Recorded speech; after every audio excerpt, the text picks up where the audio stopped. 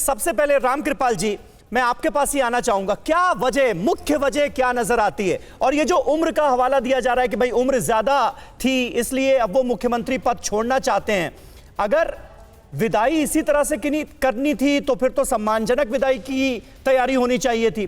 क्या इस विदाई को सम्मानजनक विदाई माना जाएगा? क्या आपको क्या लगता है, कैसे एनालाइज करेंगे इस फैसले को? देखिए, आपके संवाददाता ने बहुत बखूबी सारी चीजें जो परिस्थितियां हैं उनका वर्णन कर दिया है।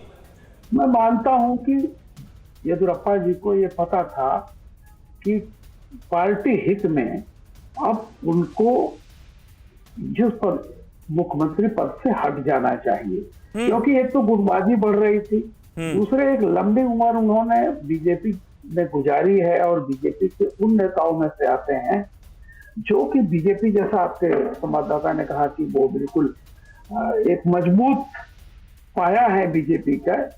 वो कर्नाटक में तो है ही है, बाकी भी बीजेपी माने जाते हैं।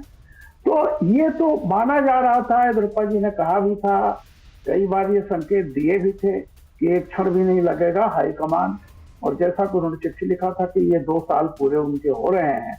तो मुझे लगता है कि ये सहमति बन चुकी थी और शायद अच्छा था कि 2 साल अब वो पूरे कर चुके हैं, इस पद से वो हट रहे हैं।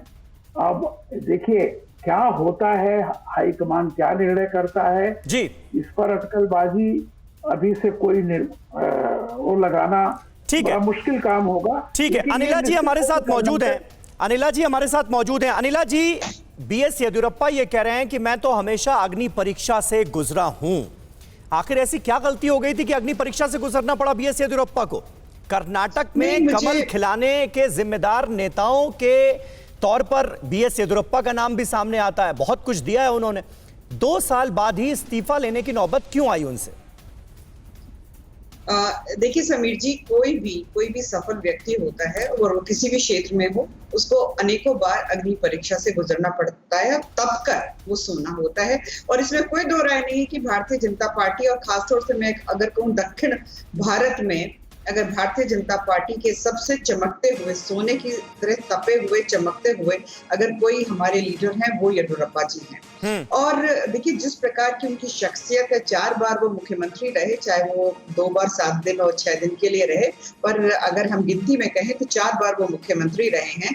और जिस समुदाय से वो आते हैं, जिस प्रकार की पकड़ वो रखते हैं, भाई भारतीय जनता पार्टी को कर्नाटका में सत्ता में लाने वाले येदियुरप्पा जी रहे हैं ना, तो हमारे लिए तो वो बेहद इंपॉर्टेंट है। तो आपको लगता है कि किसी भी तरीके से उनके ऊपर दबाव डाला गया होगा कि आप रिजाइन कर दीजिए?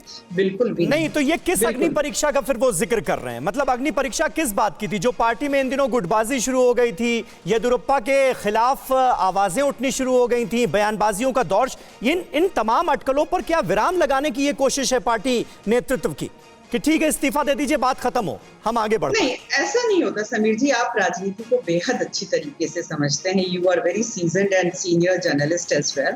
तो आप कहीं पे भी चले जाइए, कोई भी राजनीतिक दल होता है, अगर आपस में कोई बात अगर होती भी है तो हमेशा जो सीनियर्स होते हैं उसको बैठ के सुलझा लेते हैं। और यहाँ तो मैं दक्षिण की राजनीति में, जैसा मैंने कहा कि येदियुरप्पा जी जैसा कोई, मतलब वो अपने आप में एक स्तंभ है, और वो जानते हैं कि अगर मुझको, और हमारे कार्यकर्ताओं का ये बहुत बड़ा गुण कहूंगी भारतीय जनता पार्टी का, कि जैसा हम लोगों को सिखाया जाता है, राष्ट्र फिर पार्टी फिर आप। तो अगर पार्टी के हित में उसको कुछ करना है तो वो अपने बारे में नहीं सोचेंगे।